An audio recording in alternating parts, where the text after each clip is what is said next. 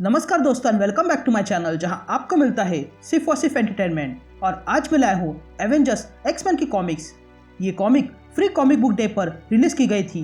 Usually Marvel हर साल एक comic book free comic book day पर फ्री में रिलीज करता है ताकि रीडर्स उसे आसानी से पढ़ सके।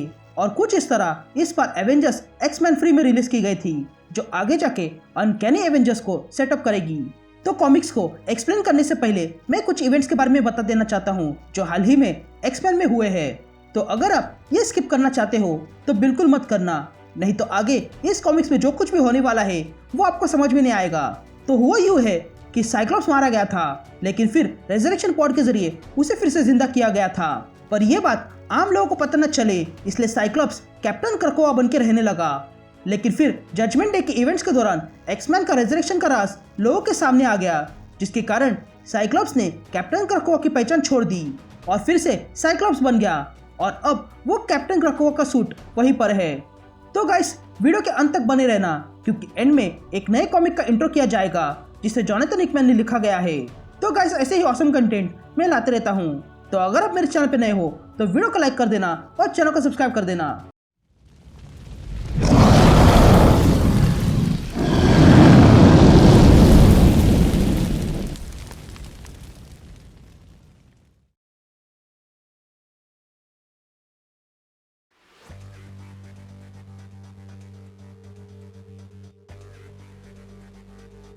तो इशू की शुरुआत में हम सारे म्यूटेंट्स को देखते हैं जो हेलफायर गाला में जा रहे थे, और तब हमें ट्री हाउस दिखाई देता है जो साइक्लॉप्स का घर है। और तब वहां एक अनजान आदमी आता है और ट्री हाउस को देखने लगता है। तभी वो आदमी अपनी घड़ी देखता है जिसमें 9 बज रहे थे, और तब वो आदमी उस ट्री हाउस पे छलांग लगाता है और ऊपर कमरे में आकर कुछ ढूंढने लगता है।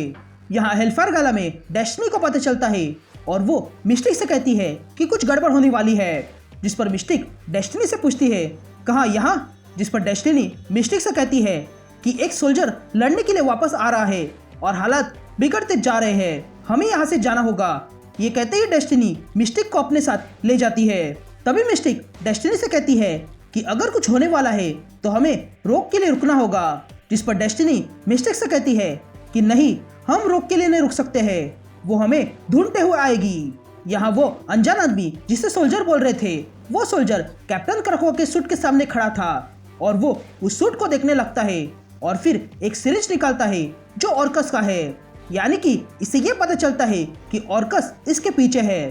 तभी वो सोल्जर उस इंजेक्शन को कैप्टन क्रकोआ के सूट में इंजेक्ट करता है, लेकिन तभी वहाँ पास की दीवार टूट जाती है और तब हम देखते हैं कि वहाँ पर साइक्लॉप्स आ चुका था।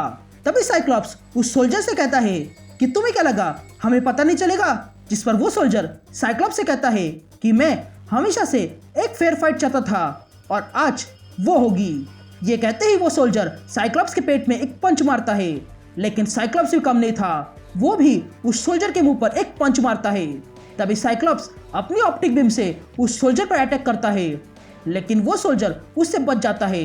लेकिन तभी साइक्लॉप्स फिर से अपनी ऑप्टिक बीम से अटैक करता है और उस सोल्जर को पीछे फेंक देता है।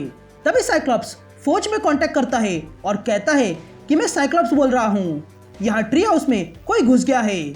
लेकिन तभी वो सोल्जर साइक्लॉप्स के मुंह पर एक पंच मारता है और साइक्लॉप्स से कहता है कि मैं तुम्हें ये बताना भूल गया कि मैं सिर्फ एक इंसान हूँ, लेकिन तुमने मुझे पीठ दिखाई थी और तुम मुझे कमजोर समझ रहे थे, लेकिन मैं कमजोर नहीं हूँ। ये कहते ही हम देखते हैं कि उस सोल्जर ने कैप्टन क्रकोआ का सूट पहन लिया था और वो साइक्लॉप्स से कहता है कि वॉशिंगटन डीसी में कैप्टन क्रकोआ की जरूरत है। ये कहते ही कैप्टन क्रकोआ उस ट्री हाउस में आग लगा देता है और साइक्लॉप्स को घसीट कर बाहर लाता है और फिर साइक्लॉप्स को ऊपर से नीचे जमीन पर फेंकता है। तभी कैप्टन क्रकोआ उस ट्री हाउस को उड़ा देता है और वहां से चला जाता है। फिर से शिफ्ट होती है और हम वॉशिंगटन डीसी में कैपिटल देखते हैं, जहां पर म्यूटेंट्स को लेकर बहस चल रही थी। लेकिन तभी दीवार तोड़कर कैप्टन क्रकोआ आ जाता है और वहां के लोगों को मारने लगता है और कहता है कि अब तुम्हारे नए गॉड्स है और वो गॉड्स बहुत गुस्से में है। ये कहते ही कैप्टन क्रकोआ ग्रेनेड्स निकालता है और वहां पर धमाका करता है। फिर से शिफ्ट होती है और हम न्यूयॉर्क देखते हैं, जहां पर कैप्टन अमेरिका को पता चलता है कि कैपिटल में हमला हुआ है, इसलिए वो तुरंत कैपिटल की ओर निकलता है। लेकिन तभी कैप्टन देखता है कि उसकी बाइक कंट्रोल के बाहर हो चुकी थी और ये देखकर कैप्टन समझ जाता है कि कुछ गड़बड़ है और वो तुरंत बाइक से समुद्र में कूद जाता है और वो बाइक में ब्लास्ट हो जाता है। तभी समुद्र में गिरते ही कैप्टन पर ऑर्कस के गार्ड्स अटैक कर देते हैं। तभी कैप्टन उन गार्ड से लड़ने लगता है, लेकिन फिर कैप्टन को पानी के अंदर सांस लेने में तकलीफ होने लगती है और इसी मौके का फायदा उठाकर वे सारे गार्ड्स कैप्टन को मारने लगते हैं। लेकिन तभी अचानक से कैप्टन को कोई समुद्र से बाहर खींच लेता है और वो कोई और नहीं बल्कि रोक थी। तभी रोक कहती है कि मुझे पता चला है कि कुछ गड़बड़ है, इसलिए मैं यहाँ आई। ये कहते ही रोक उन सारे गार्ड्स को पानी से बाहर खींचती है, लेकिन तभी उन गार्ड में से एक बॉम्ब को एक्टिवेट करता है, इसलिए रोक उन्हें फिर से समुद्र में फेंकती है और वहां पर धमाका हो जाता है।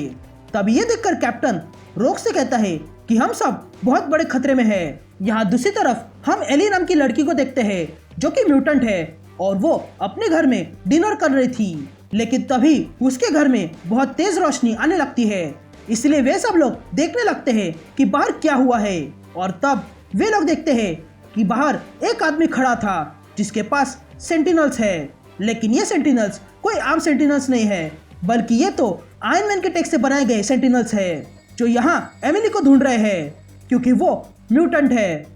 और यहीं पर ये इशू कंटिन्यू हो जाता है और इसके आगे की कहानी हमें अनकैनी एवेंजर्स के इशू नंबर 1 में पता चल जाएगी जो अगस्त में आने वाला है। आज के समय में हम एक जगह देखते हैं जहाँ पर डॉक्टर स्ट्रेंज किसी से मिलने आया था। तभी डॉक्टर स्ट्रेंज उस आदमी से कहता है कि मैं इसके लिए बूढ़ा हो चुका हूँ, जिस पर वो आदमी कहता है कि नहीं, तुम नहीं, मैं बूढ़ा हो गया हूँ, तुम तो बस थके हुए हो। ये कहते ही डॉक्टर स्ट्रेंज एक किताब निकालता है। अब ये किताब डार्कहोल्ड है या नेक्रोनॉमिकॉन, ये तो आने वाले इश्यूज में पता चल जाएगा। तभी डॉक्टर स्ट्रेंज उस आदमी से कहता है कि मुझे हमेशा डर लगता है कि ये किताब किसी को करप्ट ना कर दे, लेकिन उससे भी ज्यादा मुझे डर लगता है उस एंडलेस वॉर से जो गुड और इविल के बीच होने वाला है। ये कहते ही डॉक्टर स्ट्रेंज वो किताब उस आदमी को दे देता है।